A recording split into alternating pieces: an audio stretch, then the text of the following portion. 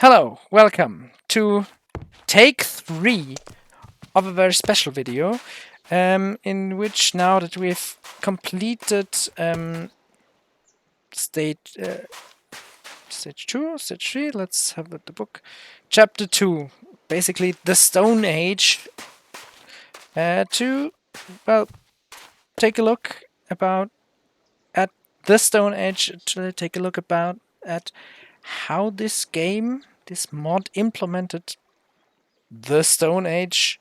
And yeah, because by trade I'm a chemist, but I'm a huge history nerd, and I find the prehistorical times really fascinating, and I really enjoyed the implementation of Stone Age technology and Stone Age progression in this modpack. So let's talk a bit about this, talk a bit about context, and yeah, hopefully for those of you who listen to this, get you to sit down, just read a Wikipedia article, read some popular science. Please do science. Do not listen to creationist bullshit. And yeah, maybe broaden your horizon a bit. Right, so Stone Age. What's this? It's the time when most of human and pre-human technology was mostly based on rocks. That's not completely true, of course, but that's mostly because rocks survive the time much better than wood or bone. And so most of the artifacts that are found are made of rocks. So what time frame are we talking about? Well, modern archaeology dates the different Stone Ages, the lithicums, from about 3 million years ago to about 5,000 years ago. But the lower bound is different depending on where in the world you are. Some parts of the world had a quite rapid succession of technologies, other parts took a bit longer. So we are talking about huge time frame for the Stone Age. And we're talking about a huge number of civilizations that most will probably forever stay in the dark. About most of the civilization, pretty much nothing is known and pretty much nothing will be known, because all that isn't found of them are their stone artifacts. So let's see how was the world. Let's leave out the oldest parts, because that's just the pre-humans. Modern humans developed around 1 million years ago, maybe, and the history of the modern human is probably around 300 to 500,000 years ago. Starts 300 to 500,000 years ago. So,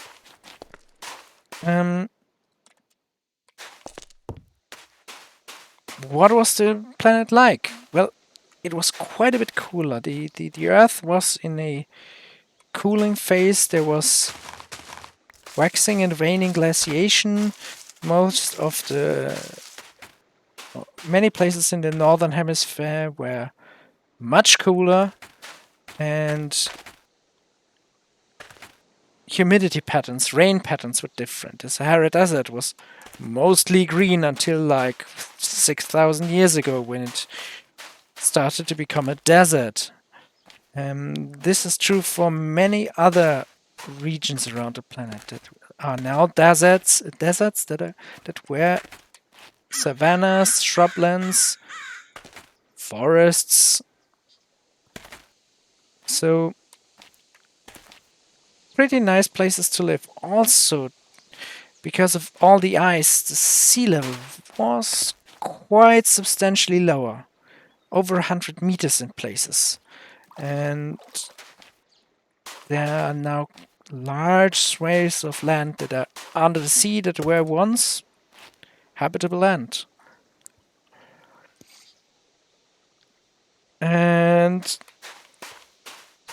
around the time we are looking, the weather, the climate was first in a dip with a massive glaciation that lasted until 20 to 30,000 years before now, and then the climate started to warm, and glaciers started to retreat. The sea level started to rise, and the major rivers we know, most of them shifted their flow somewhat because of barriers that were erected or barriers that disappeared due to the melting ice.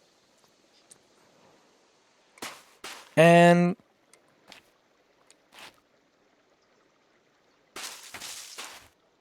yeah, the northern parts of the hemispheres usually were uninhabitable because they were frost wastes, rock wastes, freezing. And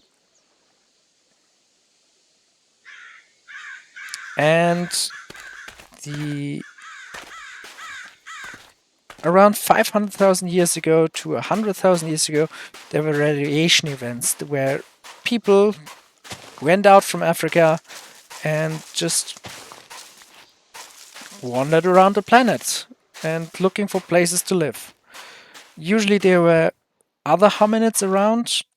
We don't know if those interactions were mostly peaceful or if they were violent. Too little of that is known, but it's highly likely that different hominids coexisted around this time. And archaeologists can track the movement of human groups throughout over the planet by analyzing the stone tools that they left behind. And these tools were constantly changing. They were the people who made them were adapting to the new environments that they found themselves in. They were adapting to the resources they had at hand. And throughout this, maps of movement can be made by archaeologists, which is pretty cool, I think. So let's jump forward again to like 20,000 years ago, when the last glaciation reaches its highest, its peak, and then starts the climate starts to warm, the glaciers start to retreat, and humans immediately travel to these newly available locations. But in the southern regions, there's at this time already huge advancements. Pottery has been explored. There are signs that around 21,000 years ago, the first agriculture was practiced. Not not in a big kind, but like the cultivation of the ancestors of wheat and barley, cereals basically, were used to feed people and, very importantly, to make beer or other alcoholic beverages. And that was wrong. Yeah. At the same time, most probably fruit-giving shrubs and trees were also domesticated, and most probably also for the purpose of making alcoholic beverages. There is among some archaeologists and historians, there is the hypothesis that the advent of agriculture can be mostly blamed, let's say, on the thirst of humans for beer and other alcoholic beverages, which could only be reliably produced by, well, agriculture. And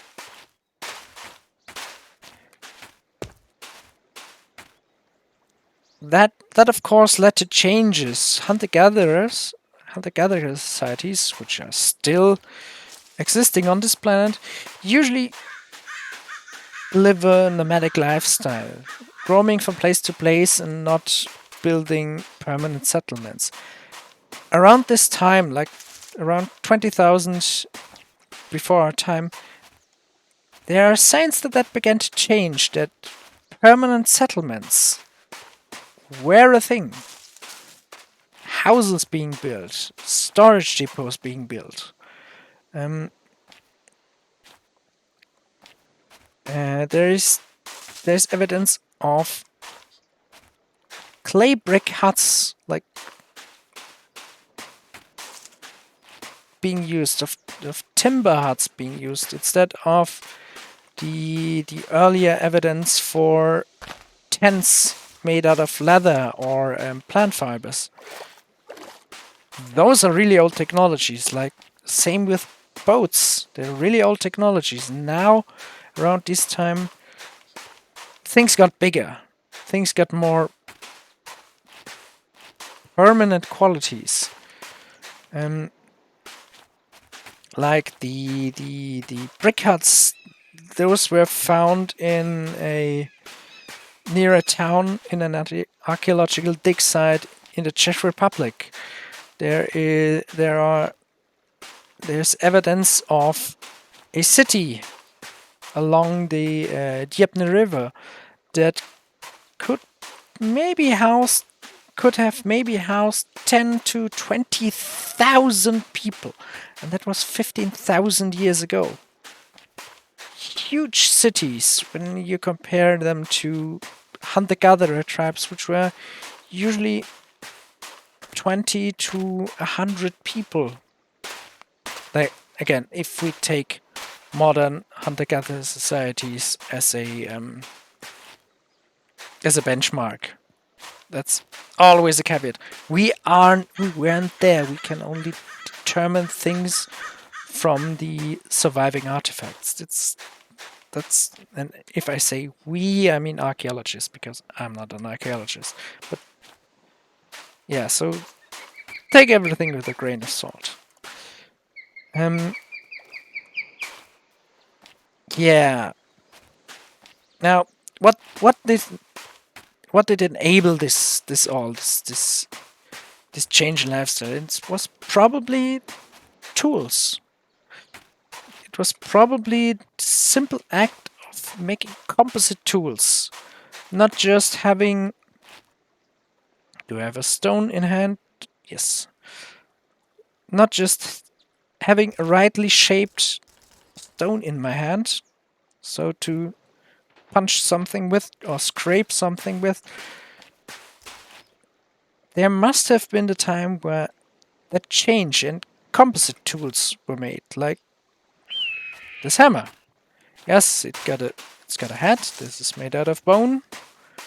How realistic this is, we'll come to in a minute. But it also got a stick as a handle. And that gives me leverage. It's an advantage. It can be used much more easily than just a stone.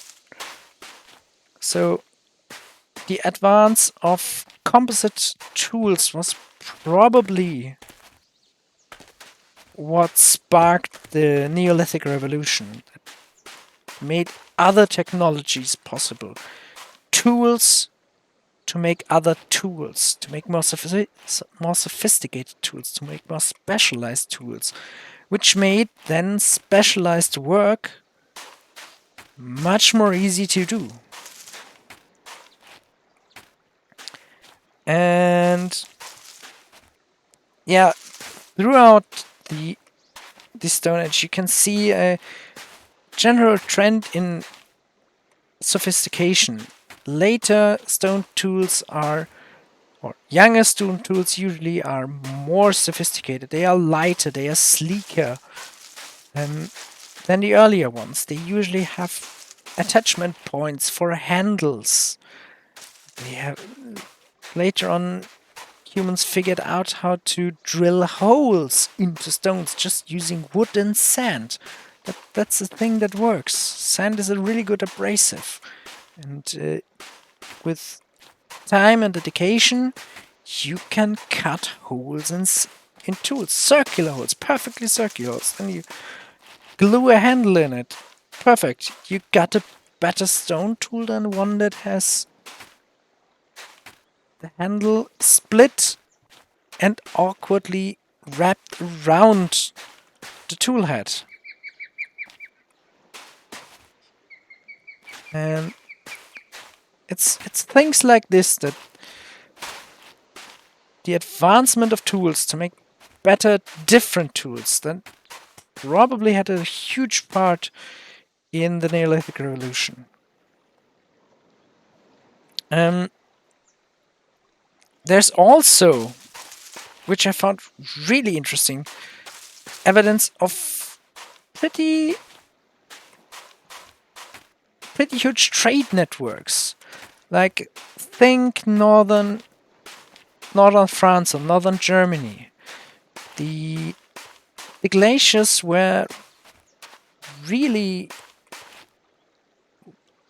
pushing against the foothills of the central mountains in Germany, and then they retreated and they left behind all those collections of rocks in the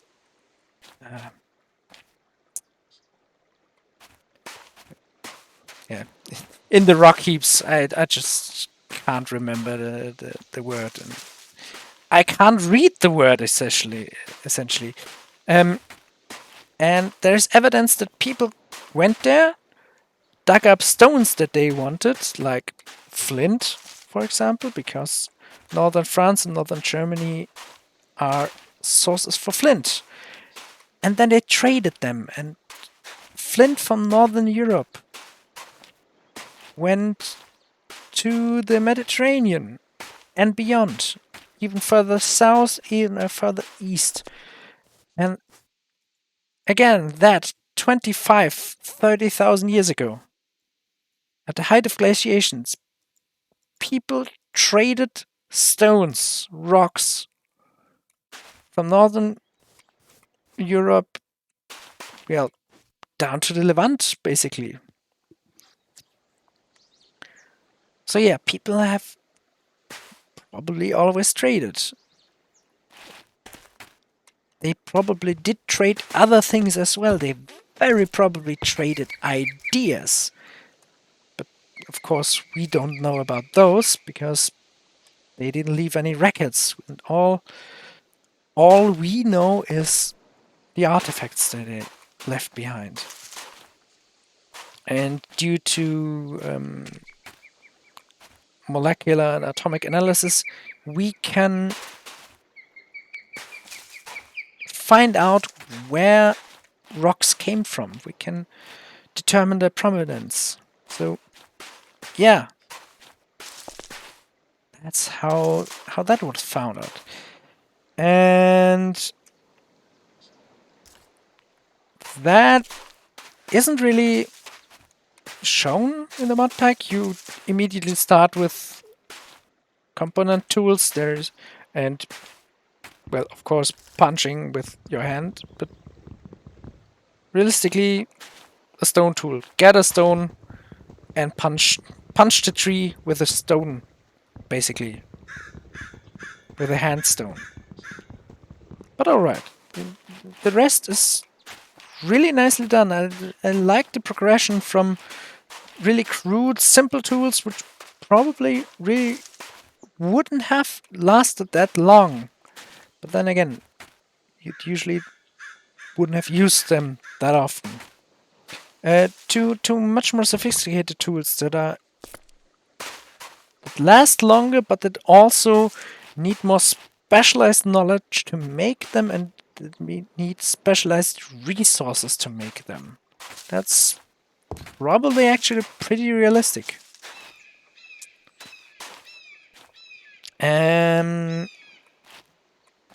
Yeah, so let's, for example, flint.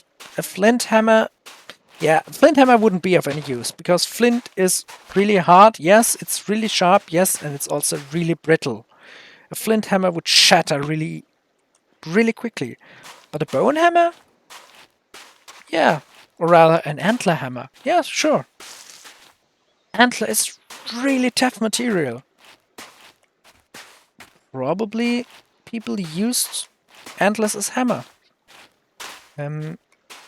Experimental archaeologists use antlers or found out stuff like that. Like, antlers are really good to use to shape flint blades, because it's really tough, but it's not as hard.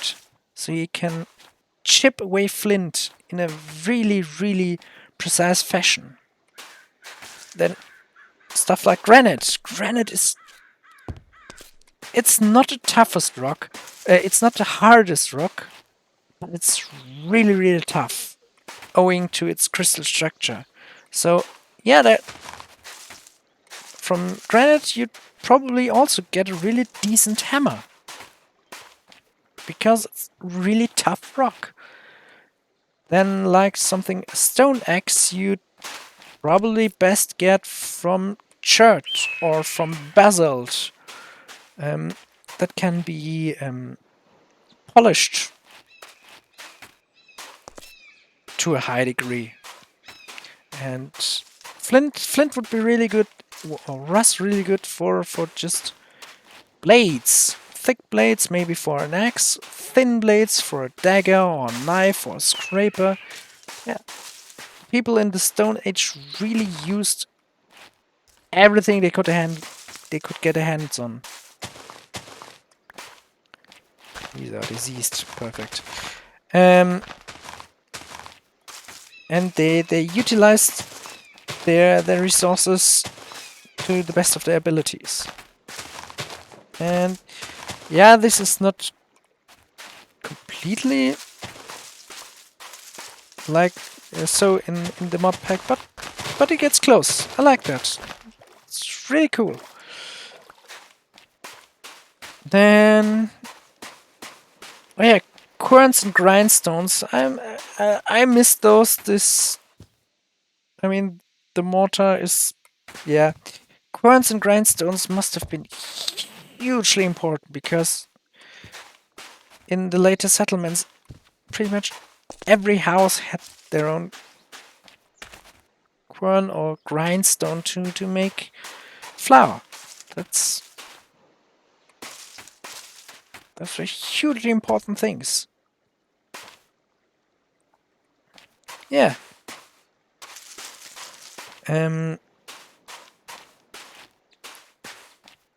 Then yeah, we've talked about composite tools. Of course, not much is known about the wooden and bone parts or antler parts because they, of course, they rot away over time. Wood seldom survives more than 1,000 years in nature. It takes really special circumstances for wood to be preserved for long, long times. So only very few wooden artifacts are actually known. Most come from either very, very dry places like the desert valleys of South America, Southwest America, I should say, or from moors and swamps in Central Europe or from Siberia, where from the permafrost as well, where the lack of oxygen or the lack of microbial activity has preserved them. And as far as archaeologists can tell, the amount of knowledge of which wood to use is exactly as great as the knowledge of stoneworks, which stone to use for which tool. So yeah, there was a heap of experience, which of course is not pictured in the game because there's wood and probably and of course awkward and birchwood and beech and ash. They all have different properties and it would be of course way too much to represent them in game. But yeah, it's highly likely that there were a heap of tools we will never know about because they were completely made out of wood or completely made out of bone, and yeah, made the day of the everyday citizen just that bit easier. So, yeah, bone. I had a bone axe, and I made a joke that the bone axe probably was not very realistic because bone cannot be sharpened. I broke the bone axe in the second attempt of making this video. Shovels! Well, there were sticks with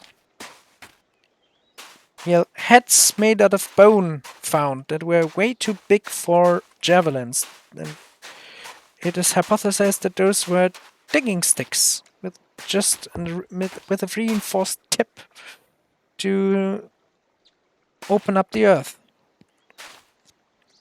So yeah, the selection of tools is adequate for the time period. Yeah. And in real life, I mean, it's silly that I do not know arrows and I do not know javelins, that I really can't defend myself against monsters because javelins and arrows are really old technology. Like, pretty sure over 50,000 years old. That, especially javelins with a throwing arm or a throwing lever or a throwing string. Yeah, caveman fox should be able to make javelins. This is really something that irks me, that defending is really hard.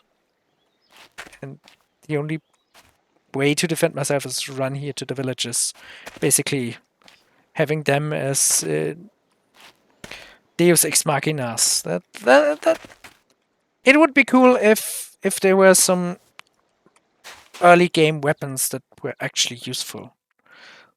Give me javelins, just Austin. Give me javelins, please. They're cool. Give me bone javelins or hardened wood javelins. That would be something cool. Also very fitting. Right, let's see. I got a list here, a small script that I immediately deviated from because, of course, um, yeah. So I like chapter 1 and the start of chapter 2. That's just tool making, and then the second part of chapter 2, basically, since you get pulp, it's pretty much all just pottery and masonry, and that is something that is so easily overlooked. How important pottery must have been. The discovery of pottery must have been for people. I mean, clay. So there you have a material. Now you somehow invented a kiln or a really hot fire pit, and now you have this material, clay, that you can form however you like it, and then you can harden it either by burning or by placing it in a burning pit or in a kiln or just by baking it in the sun, and then you have a really quite durable material that is much easier to hollow out, to make a hollow tool than it is with stone or with wood. And you can fashion a lid. And suddenly you have the opportunity to really effectively store food and other stuff, which of course really makes survival through harsh times much more probable, because you can now rely on food stores. I mean, yeah, Dwarf Fortress has its nice rock pots, but nah, not realistic. Pottery is the thing. Food stores are made out of clay. They must have been hugely important. And of course, bricks. Bricks as building material. You can... This brick mold. Make one. Usually you would make one probably out of cut wood, boards of some kind, but yeah, you can make standardized brick sizes. You can build houses from it much more easily. They are much more durable. They are lighter than rock. They are more easily to shape than rocks. Hugely important. And of course, throughout the centuries, people fucked around and found out, and throughout the groundwork was laid for, well, the different kind of claywares there are: earthenware, stoneware, porcelain. Archaeological finds tell us that there were many different kinds of clays experimented with that have had different hardnesses, different ability to soak up water or to be impenetrable by water. Those are hugely important things, and that's not really old technology. And it was really important for the people at the time to work this out.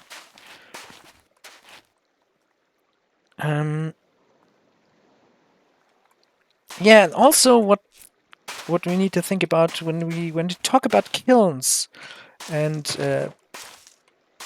burn pottery. People got experience with high temperatures, relatively high temperatures. A normal wood fire is not that hot. It's a few hundred degrees centigrade. 400, maybe 500. But if you can construct a kiln, which you can do out of clay, or a runner oven, then you get temperatures 600, 700, 800 degrees. And that is enough to melt copper, that is enough to melt tin, that is enough to melt lead. Okay, you can melt lead in just a normal wood fire. But you can melt different metals. It's not enough for iron. Iron takes over 1,000 degrees, but with the right circumstances, you can still reduce iron ore to iron, get iron sponge, which will be hugely important later on. But you can also melt copper. That's around 820 degrees centigrade. And when you can melt copper, you then can make alloys with copper, with arsenic or antimony or lead or tin, to make different kind of bronzes. And the first experiments with high temperature technology were most likely kilns. And it's not unlikely that the first smelted metals were actually, well, someone built their kiln out of those nice greenish rocks that then turned out to be copper ores. Malachite and the shit. It's also where we got different kinds of paints, of pigments. Because rocks change when you... certain rocks can change when you put them in high temperature environments. That's all groundwork for later discoveries were laid with this, with pottery, with the advancements of pottery. So that was hugely important. And then if we take, and yeah, I like how this modpack does this.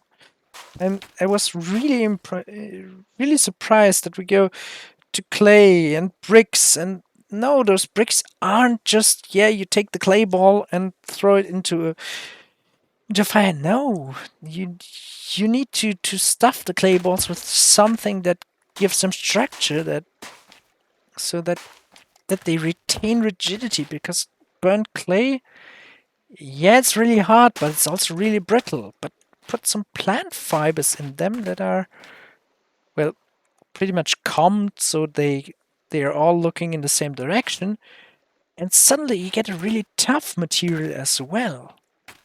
You get cob, for example, and you can heat cob up to make it more durable and such. There are lots and lots of things that pottery made possible that were not possible with just rock and wood and bone. And whole cultures were later classified by archaeologists through the pottery they left behind. We know nothing about them except the pottery, because everything else rotted away or was just rocks to other people, was scattered, but their pottery remained, and through their pottery we can take a tiny peek at their civilizations. And yeah, and all of that led to changes. I mean, earlier I remarked about those settlement residues in Ukraine. 10 to 20,000 people in a time when, yeah, pretty much everyone was hunter-gatherer. Must have been huge cities. And with the advent of pottery, with the advent of agriculture, with the advent of so many different technologies that needed specialized workers, societies changed. They became more specialized. They became probably, in most cases, more stratified, where the people were less equal, because suddenly we needed a specialist for a potter, we need a specialist for to work the fields, we need a specialist to keep the animals domesticated alive, we need a specialist to brew beer, and we needed they needed specialists to govern this. At the end of the Stone Age, one finds the first evidence of written language, of writing, and it was not used to write poetry or to date or anything. No, it was used for government reasons. And here we starting to get to a close. There is the story of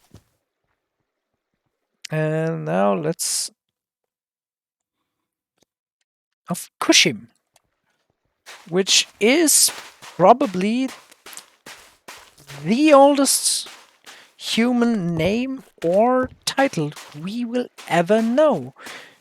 And Kushim was a person living in Uruk about 5,300 years ago. And we know him through his writing, and what he wrote was clerkwork. He was an accountant, basically. Seeing to it that barley was distributed and beer was made from it. Also, the tablets of Kushim are the earliest known instance of a math error, which as a person that really makes math errors all the time, I find humbling and funny. And I will link a video in the description done by Matt Parker of stand-up maths fame, who goes into detail about what we know of Kushim and what we know about the stone tablets, and of course, most importantly, what we know about the math mistake. So, these were really formative years for humanity as a whole. Over, of course, a long time, really huge advancements were made that stirred up the societies from the ground up. And yeah, as far as it is possible, I think this modpack really has a nice, cool progression to reflect that. And yeah, it's just really cool. So kudos to you, Austin Supercar. Really well made. Thanks for making it. So in closing, I just want to encourage you, dear viewer, to go on Wikipedia, just read about history, read about the far history, and be amazed about how little we know about these people, of how little actually survived, and how really smart people use the evidence we've got to infer things about people 10,000, 20,000 years ago, how they lived. And I think that's a really humbling thing. And yeah, just spent the last day reading some scientific papers, reading some reviews, reading some books about prehistory. This is all really, really short. There's so much stuff out there. And I hope I sparked a bit of interest in you to just go and use this awesome machine we have here, this connected to the internet. As you see this video, you are on the internet. I know, I see you. I see you. Yeah, yeah. I see you. You there? Yeah. Go on. Learn something. Switch off this video.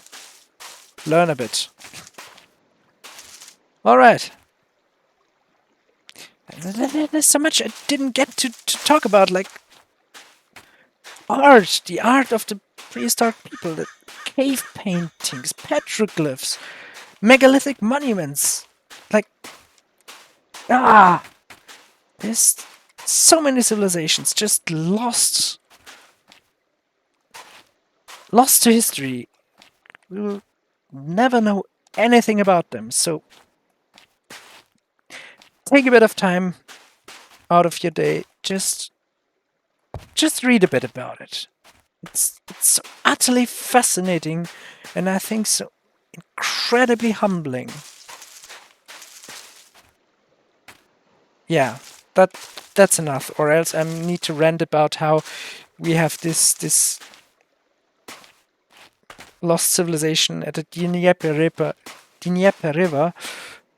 20,000 years ago, and now we have idiots fighting about this over this same region of land again. And humans are frustrating. I stay a fox. Yeah, humans are frustrating.